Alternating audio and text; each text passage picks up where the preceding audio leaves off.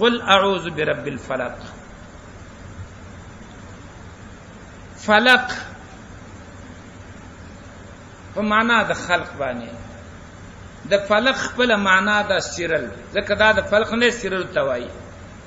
قران کې دې په ځای راغلی دی فالق الاصباح، ان الله فالق الحب والنوى. شپه سیری کی سباب کې راو باسي، غنم دانه سیری کی تیغ په کې راو باسي، زړه سیری کی ثابت ونب کې راو باسي، زمکه سیری کی چینه په کې راو باسي، د مور رحم سیری کی زما استاد شنه ماشومان او سړی کې راو باسي، ورې سیری کی باران ته نه راو باسي. فلق دیتا وای. ورپسې لفظ راغې من شر ما خلق، د شر د مخلوق نه، ومن شر غاسق. غاسق شپې ته وای، خپل معنی تیار ده، شپه کې تیار وي ځکه وت غاسق وای. خو په یو حدیث کې د غاسق اطلاق په سپوږمۍ شوی دی، خدا به ترجمه کوي چې ورته لفظي نه خلاص شي. ومن شر وقب، دا وقب لکیږي نفوذ تا، وقب لکی دخول تا. معنا دا ده چې دا تیار په هر یو سیس کې ورننه وځي، دن نشي او خرشي نفاسات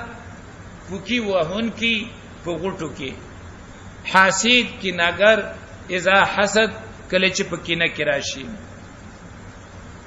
د دې دواړو سوراتونو دراتلو منشا او د مخ کې صورت سره مناسبت. منشا دا و چې رسول الله صلی الله علیه وسلم باندې لبید بن العصام دا یا يهودیو یا د تفاسیر خبره يهودي مشربه و، يهودي مشربه و. منافق خو صفات او خصوصیات پکې د يهوديانو پیدا شوي. د خیبر يهود ولګیدل په نبی علی السلام باندې جادو وکړو، خو ماسر ثابت نشو. بیا رال لبید ته وینا وکړه چې موږ ډیر کوشش وکړو، موږ ته چا ویل چې ته په جادو کې ډیر ماهر، د معارف د وینا مطابق 3 درهم ولا ورکړو او چې ته په جادو وکړه چې دې مریض شو نعوذ بالله ختم شي. نو داغه دو نبی هغه معاونین شولې د رسول پاک علیہ السلام ګمنس او داغه د ویختو د سر ویختو نه څه ویخته دی یو يهودي غلام په لاس باندې لاس تراوړ او پاګه باندې جادو وکړ، او ماغه ګمنځ کی او ماغه ویختو کی. تاسو وګورئ بیگا میں سوچ کاو حدیث کی راضی رسول الله صلی الله علیه وسلم یوزل سر وخته کټ کړ، به یو صحابي ته ورکړ، ولدا تقسیم کا. هغه صحابي هغه ځان سره مساتل خلق له مرکړ. نو به بچ څوک مریض شو، هغه اختبه په وګو کې ووال،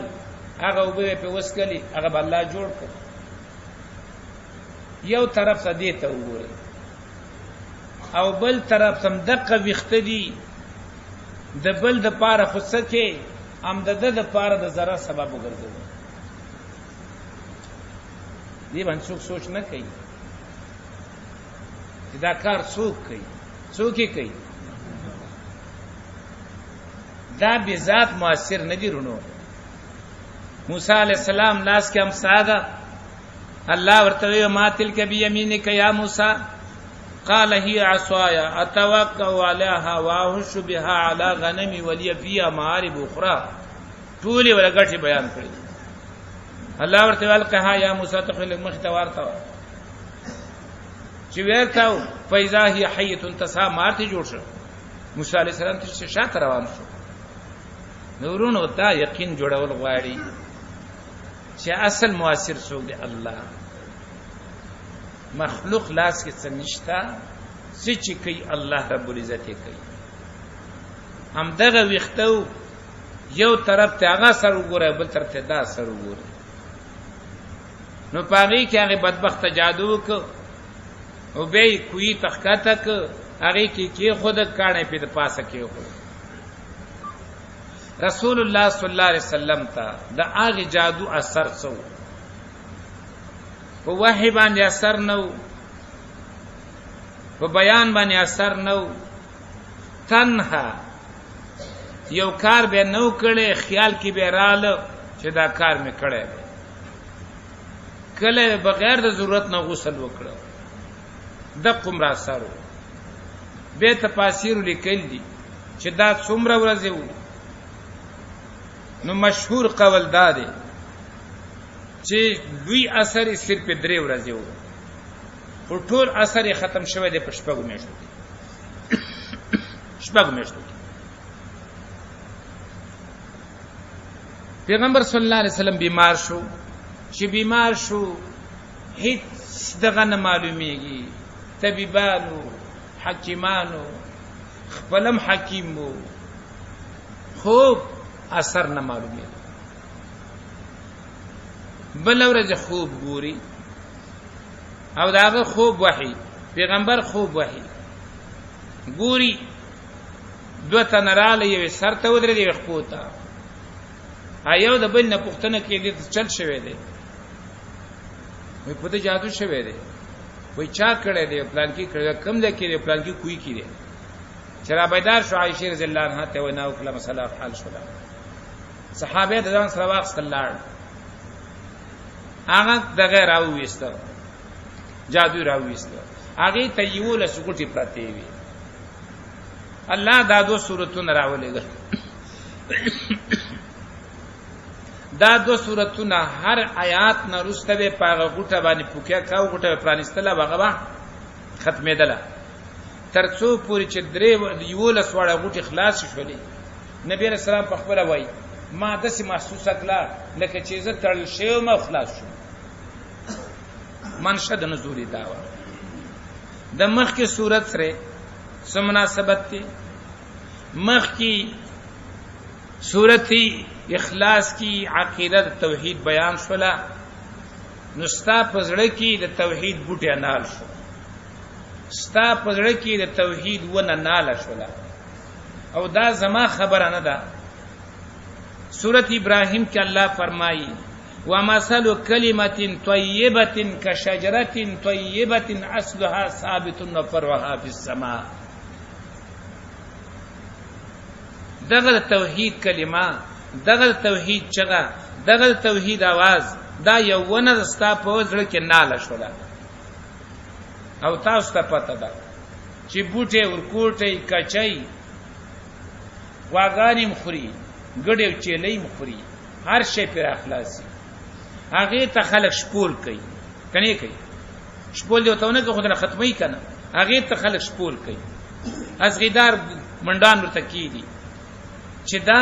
ضرري مالونه ونه خوري د قرنګ ستا په ځړ کې توحید مسله جوړه شوه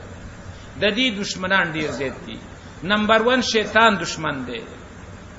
په سر کې شیطان دی او ورپسې داغه بچی دي او بیا په انسانانو کې چې کوم تربیه کړی دي د کوم چې عقیده خراب کړل هغه دا توحید ونه نه پری دی هغه دا ختمي او د دې پته به تاسو ته اله ولګي تاسو اوس الحمدلله په داسې ماحول کې په داسې ځای کې وسیږئ چې د کم کې نیک خلق مجاهد خلق د الله نبی ردون کې خلق حق پرس خلق دا پکې ډیر زیات دي دی وجنا دلته دون مشکلات نشته خو تاسو د دین علاوه ځکه دلته د ابتدا نم دا سلسله روانه ده چې درس قرآن د اول نم د شروع ده مخکې په خپل حکمتیار صاحب کاو داغه نه بعد به په دې دفترونو کې د دې ننګار یو مونږ سیبو اوس پات شوی دی هغه به کول شیخ صاحب به کول نو داخله کاشنا دي او بل دا چې په تاسو بوج ځکه نشتا چې بیانول کې بل نه خو تاسو بل د تلاش تاسو په خپل بیان کوي چې به تاسو ته پته ولګيږي چې دا څومره زور غواړي یوازې عوام باندې مخالفت ته نه ودرېږي، اول سر کې به ته مولا مخې ته ودرېږي، حیران بشي چې دې ته خو زما تمه وه چې دا به زما د خبرې تایید وکړي. ما تاسو ته یو ځل قصه وکړه، یو تن ما ته وینا وکړه، زه په ګاډي کې ناست وم او یو کس دی ښه بهترین مولا، زه نه ملل شاته ناست یم، خلکو دا باس راواچو چې دی جماعت کې مولا دی، هغه وایي چې خدای لفظ مه وایي، تاسو یقین وکړئ زه اورم د ټولو نه زیات مخالفت چې وکړم هغه مولا وکړ. حیران ورته لاړم چې د الله بنده هغه خدا نه په دې څو کافر کړي دي، صرف ادب یې ته خوده چې داسې وایي دی کې ګټه ده، د صفت په ځای کې مه استعمالوئ، د ذکر په ځای کې مه استعمالوئ. یو سړی تسبیح وسره خدای خدای خدای خدای لګیا دی، آیت باندې ثواب ته ملاوي شي، دا به ذکر کې څوک حساب کی. موږ صرف داخل کو توایو نو هغه ول اول مخالفت ملاقاو او د ټولو نه زیات تیز پکې مداو دغه حالت نو چې په خپل بیان کې به ته پته ولګيږي چې را څومره زور غواړي. نو دا توحید بوټه څوک نه پریدي. پیغمبر صلی الله علیه وسلم سلویخ قال لقد لبثت فيكم عمرا من قبلي، ډیر عمر مې سره تیر کړو، چام زما مخالفت نه کاوه، او چې کله توحید مسله وکړ ټول مخالف شو، ترې مخالف شو، ترونه مخالف شو، تر زمانه مخالف شو او ټول مکه خلاف ته ورغله. ولی دا مسله څوک نه مانی، دا د کانو چې چلی دې د کانو چې چلو تر ډور څوک ټیږي نه. په دې وجبانه دا توحید ونوا دا د مالونه خوري. نو راشه شپول ته چا پیر کوي قل اعوذ برب الفلق، بس دا شپول ده د دې نه واپ د اخلاصيږي. هدا میر صاحب خبره ده الله دې صحت ور ورکي، هغه وای چې بیابان کې سپیر ایثار کی او نه زړه کوته کې نه زړه ټوپه کی په سبب ځان خلاصې. هدا سپی مالک ته आवाज وکړه، سپی درنه وتړه په خپل به تخلاص کاغه ته आवाज نه کی، نو دا سپی بدر پسی خود دې سپی مالک ته وایا قل اعوذ برب الفلق. ستا په ذات عالی باندې پناه نه سماغه له پناه درکې. نو دای مناسبت ته د مخکې صورت سره پاتې شو لفظ د اعوذ او استعيذ. کم بهتر دی قران کې راغلی اذا قرات القرآن فاستعذ بالله، آل تلفظ د فاستعذ راغلی، لیکن عام دعاګانو کې د پیغمبر صلی الله علیه وسلم یا دی صورت کې وته ګوري لفظ اعوذ راغلی دی. نو قل وایا اعوذ برب الفلق. استعاذه کې څلور شیزونه څلور، یو توي مستعیذ پناه غختون کې هغه هم دا متکلم دی، یو مستعاذ به برب الفلق هغه څه دی لفظ د رب، دریم دی مستعاذ منه من شر ما خلق، څلورم دی مستعاذ له. مستعاذ له دلته نه ذکر، هغه یاد مخ کی صورت کې چې اخلاص مسله ذکر شولا چې کم ته توحید وای، نو مستعاذ له پناه دغه د پاره غواړو، او یا مستعاذ له هغه قران دی، نو قران د پاره پناه غواړو. ما یو کال دلته څو مشران دا غوښتي، ما دا تشریح وکړه، نور موقع غي ته پیدا شو، ناس دي د خیر اسرار زیات الله ورسول د زیات ورسول چې ان شاء الله العزیز پته به لګيږي. نو دلته ناس نو زما دغه باندې لفظي ماخذه کوله، تا مستعیذ وای تا مستعیذ وای، حالانکه مستعیذ ما یو ځای ویلو. نو خو دغه څه کیسټ دغه پرتی دغه وخت کې ټیپونه او داشینه دونه نو ټول ټیپونه پراته ما له سانه خبره ده، اوس بس دا بټن به تراته کوم پته به ولګي. سړی ایران شو ورنه زبسته وشو، زما غوږ له بده سراغ نه صرف دا مجمع د کوله چیرې د به تاثیر لاندې راش مالک د سستاسو ټن خلق تاثیر لاندې دراتله، ما د ترجمه نه کوله. ما د الله سره دا عهد کړی دی چې ستا په دین کې به د چا پروا نه ساتم ان شاء الله. مال دته تصور مکوا مخالفتونه کول د سيزيات الله ورور سو کنه ګرځي به وس قل اعوذ برب الفلق فلق په معنا د سیرلو باندې چای معنا کړل پر رب د سبا باندې چای معنا کړل پر رب د سیرلو باندې چای معنا کړل پر رب الخلق باندې معنا پر رب د مخلوق باندې او رب د مخلوق څوک دی الله قل اعوذ برب الفلق د څه من شر ما خلق د شر د هغه څه چې الله پیدا کړی دی چې هغه ته وایي مخلوق نو شر راجی د مخلوق ته شر خالق ته نه دراجي د دې وجنه زمنګ دا ایمان دی چې کني کوي دي کې بدې دي که خیر دی که شر دی د خالق څوک دی الله رب العزت دی من شر ما خلق ومن شر غاسق اذا وقب او د شر د تیارینا د شر د شپینا اذا وقب کله چې په هر شي کې ورننوزي اذا وقب کله چې خورشي کله چې وګړيږي زکه د شپې دا شر حدیث کې راځي رسول الله صلی الله علیه وسلم فرمایي چې کله شپره مخشته شي او یا په بل روایت کې تاسو په ماخام کې ور داخل شي نو دا خپل بچی د صحرا نه رايسار کوي او په کور کې بند کوي ولی زکه په دی وخت کې د شیطانانو جماعتونه دا خوريږي نو تاسو خپل بچی کور کې سار کوي چې دا غوي د تاثیر لاندې را نشي به در په در باندې ګرځي په بچی می پیران دي په لور می پیران دي په خور می پیران دي چاله لاړ شو خو ته اول دا غینه نظر چې قران او حدیث سویل دا په نظر کې ونیسا په اول ماخام کې ماشومان کور کې بند کړي می پرې دی کله چې دا اول ماخام تیر شي به خیر ده کبار وته ودی وځي نو پدې کې مارانو لړمانو ډاکوان شیطانان سم وزیر شي زونه چې ټول راوځي نو د تر د شر د شتارینا د شر د شپینا اذا وقب کله چې هغه وګړيږي ورنوځي پاره شي کی خورشي سوال دا راځي چې دلته د غاسق معنا من وکړه په شپې سره ځکه دا لفظ دی ماخوذ د غسق نه